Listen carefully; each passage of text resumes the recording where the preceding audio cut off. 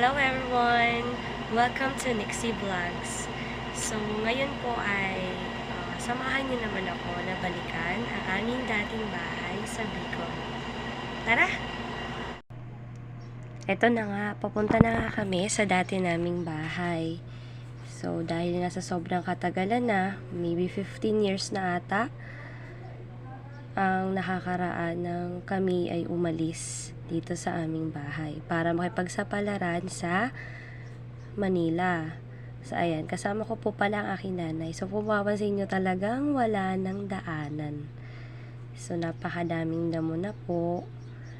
Ayan, as in, yung dati naming daanan papunta sa bahay namin ay talagang totally wala na. Napakadami ng damo. Ayan, Diyos ko po, konti na lang baka may ahas na dito. Ayan, samahan niyo po kami na silipin man lang ang aming munting kubo. Actually, bahay talaga namin siya. So, ayan, makikita nyo po na buo pa naman po yung bubong ng bahay. So, masarap lang talagang balikan yung dati. Dati po, dyan kami naglalaro. Tapos, tatawagin kami ng nanay ko. Kasi nga, alas 6 na, nasa kapitbahay pa kami nakikipaglaro. Nangunguha ng bayabas, santol, at kung ano-ano pa. Ayan, ito po yung dati naming bahay. So, si mama po ang, syempre, unang-una yan, para tingnan. Ayan, sobrang luma na, pero buo pa rin naman po. May yero pa yan. At may terrace pa nga. Ayan, dati dyan ako nagtatanim. Ayan. So, nakakalungkot lang din. Pero, ayan, for goods naman, bakit kami umalis. So, ayan, nandito yung bayabasan namin noon. Ayan, titingnan natin kung may bunga pa. Or may hinog. Ayan, dati po ay punong-puno ng bayabasan dyan sa amin. Ayan, alam nyo naman, kahit nasa probinsya tayo, ay yung bahay namin. Kapag may mga produkto naman dyan, bawa ay gulayin, langka, or kung ano man. So, may nyug ka lang, may ulam ka na eh. Yan yan sa probinsya. Pero kapag pumunta ka na ng Manila, iba na. Everyday kailangan mong gumastos. So, ito po yung bahay namin. Diba? Na-abandon na po siya for 15 years. So, siguro may ano na dyan. Nakakatakot nga po kasi baka may ahas. Ayan. So, sisilipin ni nanay ko yan. So, lahat ng pundasyon yan ay may anay na.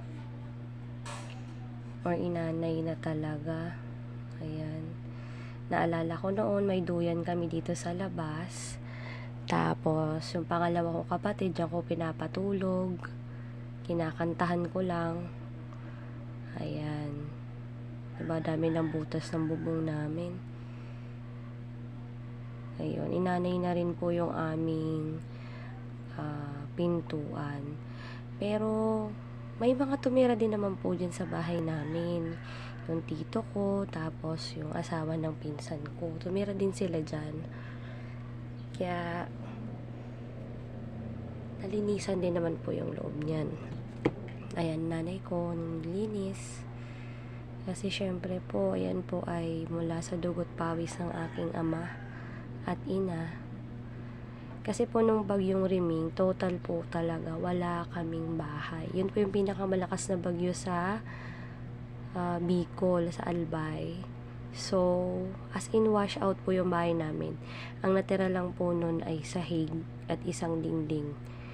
Ayan, tas ito po ay bagong pinagawa po ulit ng mga nanay ko, bago na po yan. Ayan. Ano po kaya magandang gawin dito? Ano? So, ayan po. Diba? Napakadaming anay. Nakakalungkot lang din na naiwan namin ito. Pero for better naman po, kaya kami umalis. Kasi po nag-aral na po ako noon ng college at nagtrabaho din po ang nanay ko. So, kailangan talaga namin umalis muna. Kaya lang, syempre, pag ang ari-arian ay walang tao, ayan ang nangyayari. Walang nag-aasikaso. 'Di ba? Pero ang bahay po kasi hindi naman niya nawawala eh. Pero kahit saan man ako pupadpad, proud pa rin ako na ako'y isang Bicolana. Marami na pong nagbago, but everything happens for a reason.